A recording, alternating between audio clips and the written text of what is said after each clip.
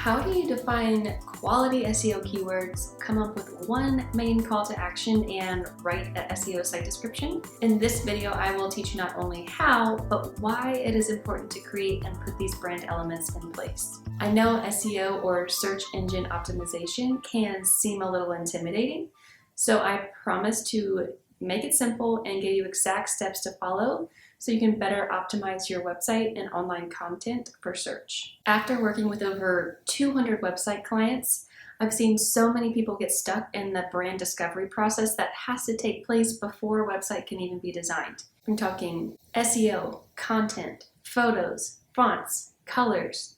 So I'm going to walk you step by step through each topic so you can create your own brand elements. And at the end of this video series, I will teach you how to put it all together into your own custom brand guidelines. Like I said, in this video, I'm going to help you define 3 key SEO elements: your SEO keywords, your main call to action, and your SEO description. Stick around and subscribe so you can finally create that brand that you're proud of and confident enough to show off. But before we dive into keywords, I want to talk a little bit about SEO, what SEO is and what it isn't. So first of all, SEO isn't magic, and if you have it, it's not going to just skyrocket your website or online presence. It's really just a tool to help you get found in search. The quality of what you have to offer is really what's going to determine whether people stick around and take action. Website SEO specifically is graded on a variety of factors, from whether you have an SEO site description, how you use header text on each page of your website, to what other sites are linking to your website and how reputable those sites are or aren't.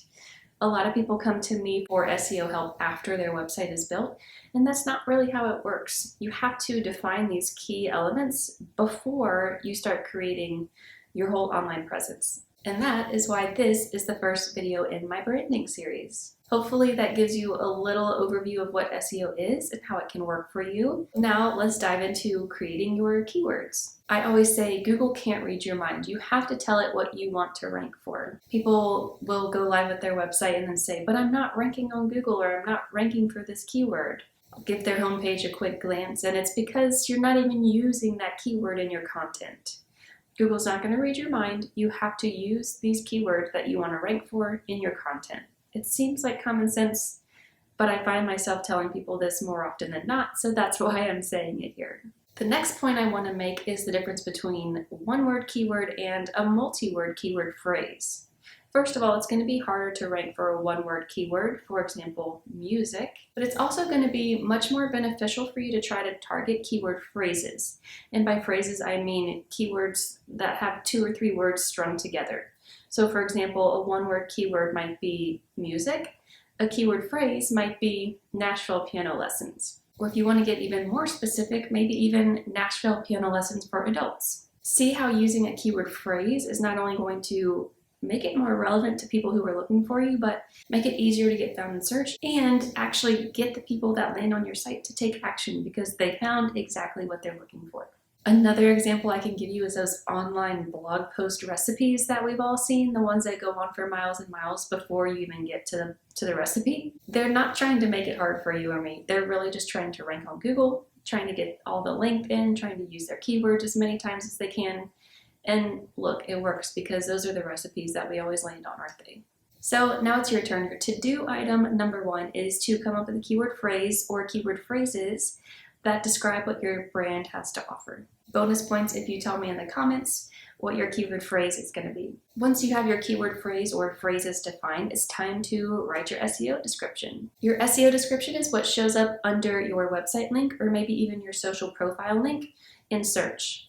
Not only is it helpful to tell Google what your site is about, but it's also helpful for viewers to know if that's something that they want to click into. I tweak and change mine often, but it always is somewhat of the same variation.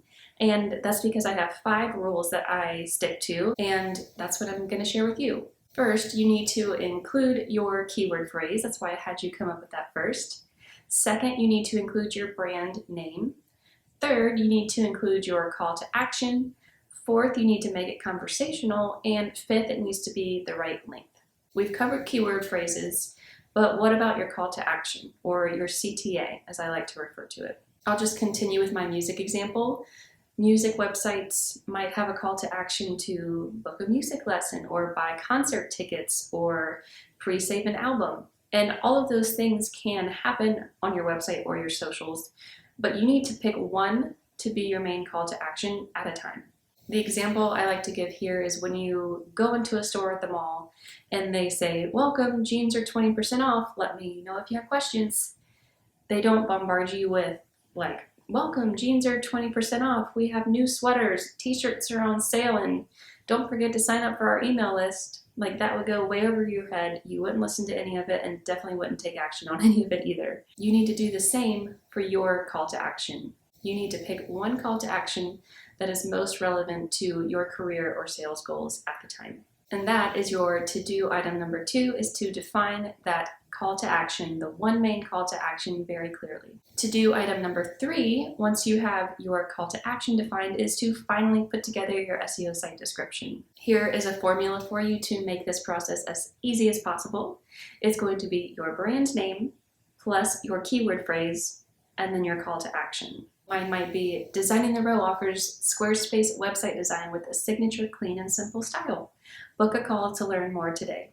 Then if you look down in the description, I have linked up a SEO tool that you can use to check the length of your SEO site description. Type in your description, and then you just want to make sure that that bar turns green to know that the length of your SEO description is SEO friendly. And a quick tip, if you already have a Squarespace website and you want to add in your new SEO site description, once you're logged into your site, go to Marketing, SEO Appearance, and then add in your SEO site description there. To recap, your 3 to-dos are to come up with your SEO keyword phrase or phrases, your one main call to action, and your SEO site description. If you want more branding resources, stick around for the rest of the series, or go to designingtherow.com/branding for a list of everything included in this series, along with the brand guidelines free template. And if you haven't already, make sure to subscribe. The next video in this series is all about how you can use AI to write website content. Specifically, I'm going to go over how to write your bio and your homepage tagline. So I'll see you in the next one.